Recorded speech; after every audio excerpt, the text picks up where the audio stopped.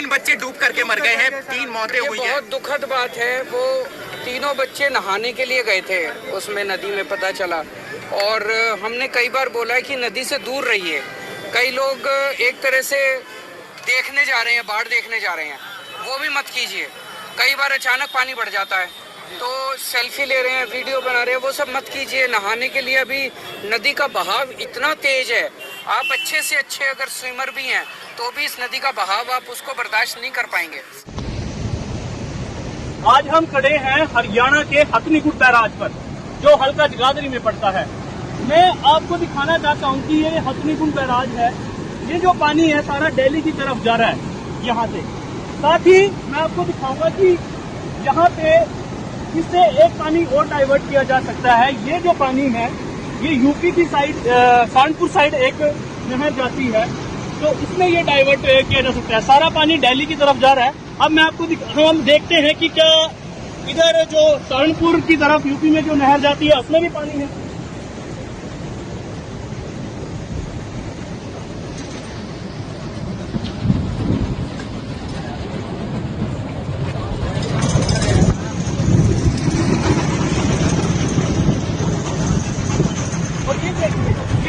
Saharanpur UP को ये नहर जाती है, साथ में जो हमने आपको दिखाया था।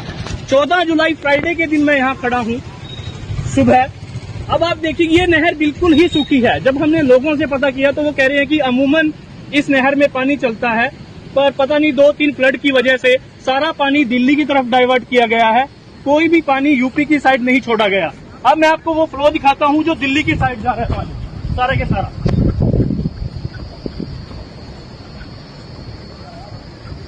साइड से मैं आपको फ्लो दिखा सकता हूँ। ये सारा यूपी की साइड ये है, ये सारी नहर सूखी है और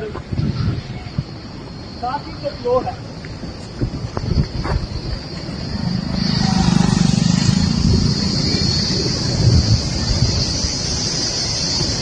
ये वो पानी है सारा के सारा जो दिल्ली को जा रहा है। इस बाढ़ के पीछे की वजह है भारतीय जनता पार्टी और केंद्र सरकार की दिल्ली के प्रति दुर्भावना। इस बाढ़ के पीछे वजह है केंद्र सरकार की दिल्ली को बर्बाद करने की साजिश। हथनीकुंड बैराज,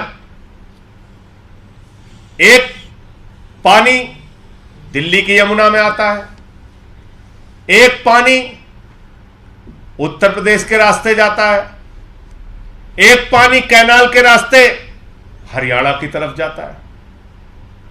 बेहतर यह होता कि बाढ़ की स्थिति थी तो तीनों रास्तों में अगर बराबर की आप पानी छोड़ते तो दिल्ली भी सुरक्षित रहता, हरियाणा भी सुरक्षित रहता और उत्तर प्रदेश का इलाका भी सुरक्षित रहता।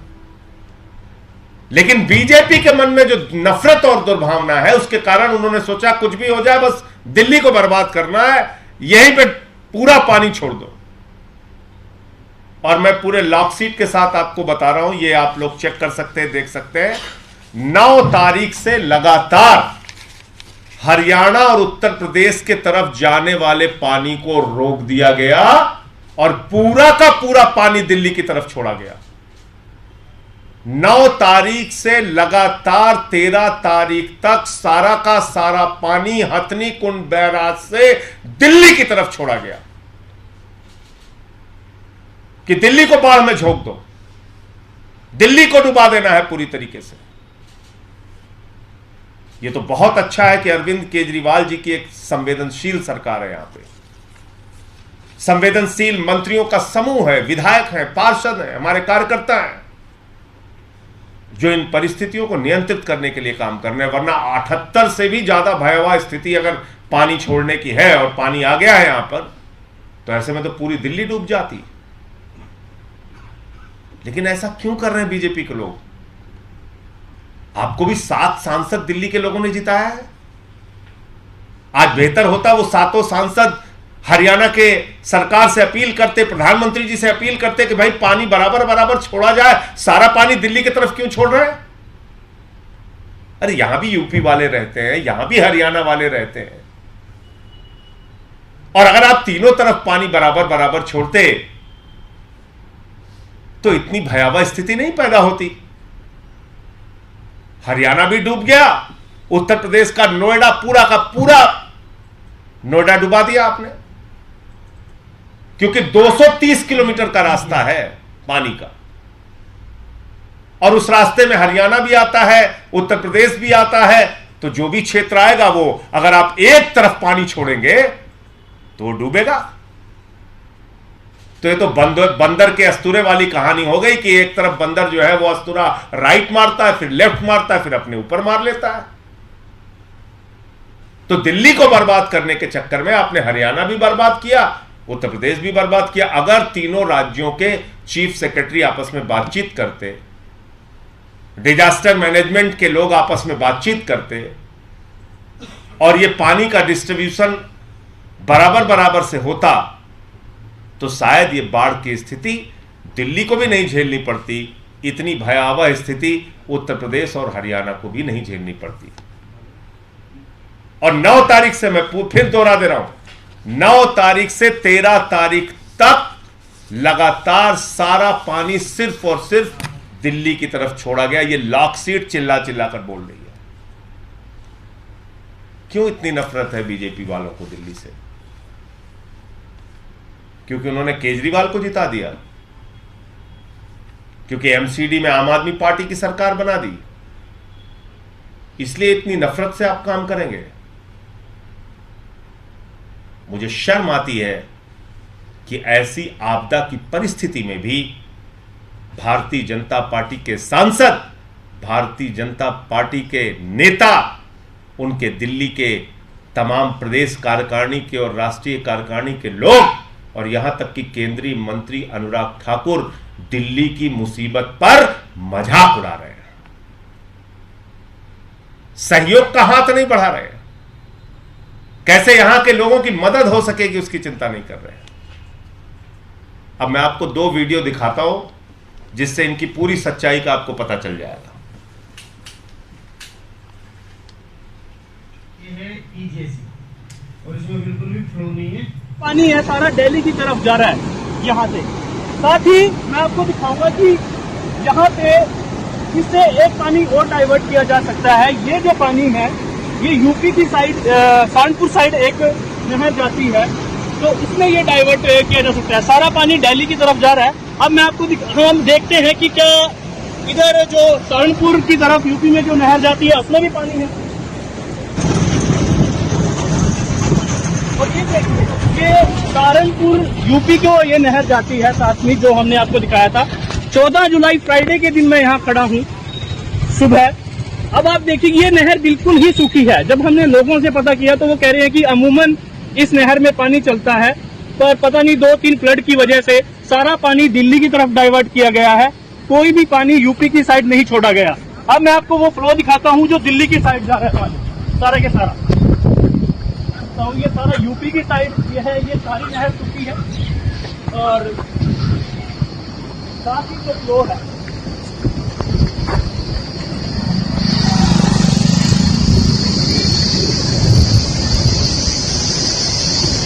ये वो पानी है सारा के सारा जो दिल्ली को जा रहा है। ये भी वेस्टर्न कैनाल में जो हरियाणा की तरफ जाता है, इसमें भी 13 तारीख को पानी छोड़ा गया। उसके पहले 9 से 13 तक जब हम लोगों ने कहा तब बहुत कम मात्रा में पानी छोड़ा गया, जबकि 10 गुना कम क्षमता में पानी छोड़ा गया यहाँ पे। तब ये पूरी बात बताने का मकसद ये था कि दिल्ली की बाढ़ प्रायोजित बाढ़ है, यहाँ पे बारिश नहीं हुई है। यहाँ के सरकार के मैनेजमेंट में और यहाँ के मुख्यमंत्री अरविंद केजरीवाल की चिंताओं में, संवेदनशीलता में कोई कमी नहीं है। अच्छी खबर देना चाहता हूँ। अभी मैं वाटर ट्रीटमेंट प्लांट से आ रहा हूँ। तो हमारे 3 वाटर ट्रीटमेंट प्लांट कल बंद हो गए थे, चंद्रावल, ओखला और वजीराबाद। आज पानी थोड़ा सा नीचे गया, उसकी वजह से ओखला वाटर ट्रीटमेंट प्लांट चालू हो गया है। अभी वो चालू करा के आ रहे हैं। तो कल सुबह तक अगर 207.7 तक भी पहुंच गया, अभी जैसे 208.2 है, 207.7 तक भी पहुंच गया। तो बाकी दोनों वाटर ट्रीटमेंट प्लांट फिर उसको ड्राई करके दोनों चालू हो जाएंगे। यहाँ पे अभी हम आए, हम देख रहे हैं कि यहाँ पे 5 गेट जो हैं, ये दोनों गेट बंद हैं, 5 गेट बंद हैं 32 में से, जिसकी वजह से पूरा पानी पूरे फ्लो के साथ जितना पानी दिल्ली में एंटर कर रहा है वो पानी बाहर नहीं निकल रहा। तो इस वजह से दिल्ली में पानी रुक जाता है तो पानी फैल जाता है चारों तरफ।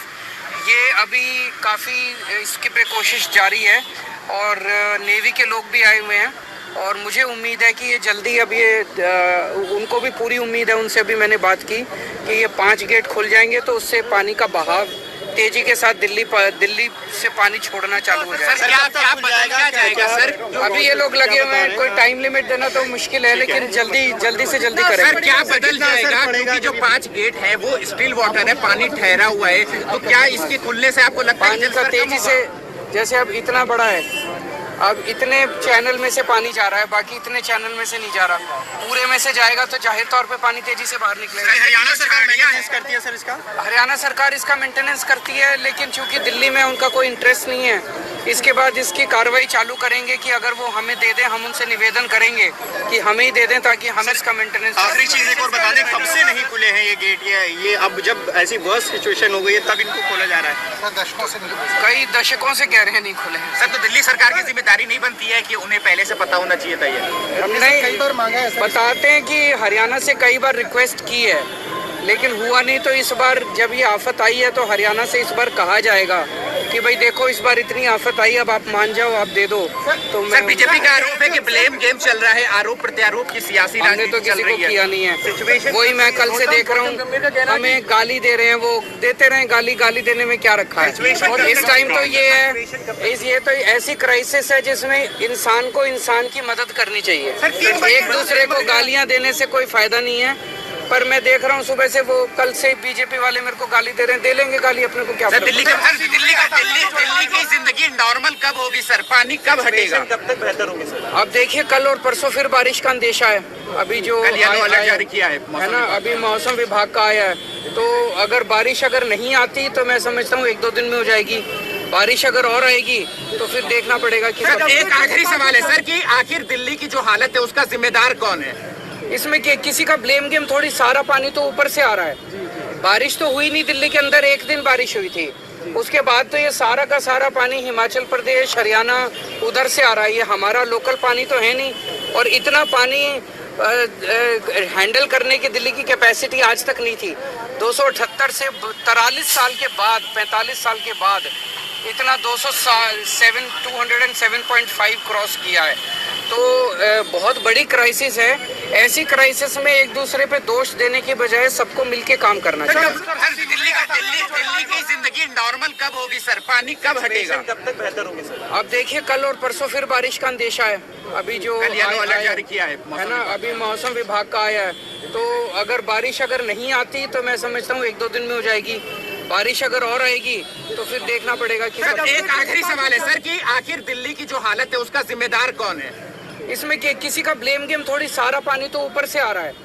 बारिश तो हुई नहीं दिल्ली के अंदर, 1 दिन बारिश हुई थी, उसके बाद तो ये सारा का सारा पानी हिमाचल प्रदेश, हरियाणा उधर से आ रहा है। ये हमारा लोकल पानी तो है नहीं, और इतना पानी हैंडल करने की दिल्ली की कैपेसिटी आज तक नहीं थी।